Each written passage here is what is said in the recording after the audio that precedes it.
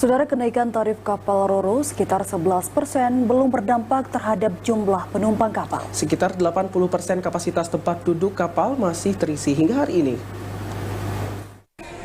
Peningkatan tarif kapal Ro-Ro yang berlangsung selama 2 pekan ini belum mempengaruhi jumlah penumpang dari dan ke Sabang. Penyesuaian tarif ini dilakukan sesuai Surat Keputusan Gubernur Aceh nomor 552 tahun 2022 yang lalu yang sempat tertunda selama libur Nataru.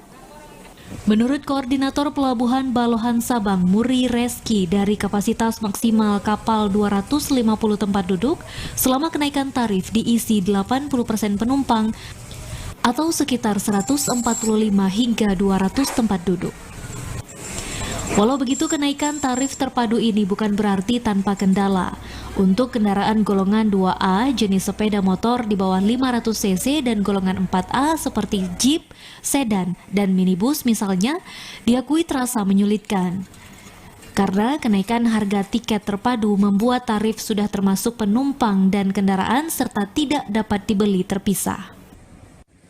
Dibilang tiket terpadu itu berarti sudah sinkron dia, satu kendaraan satu orang.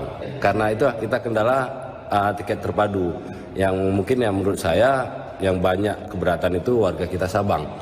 Ia mengatakan hal ini banyak dikeluhkan terutama oleh warga Sabang yang sehari-hari hanya memenuhi kebutuhannya baik dari Sabang ke Banda Aceh maupun sebaliknya. Kendati demikian, arus penumpang dan transportasi laut di Sabang hingga hari ini masih berjalan lancar, baik warga maupun wisatawan yang berkunjung ke Sabang.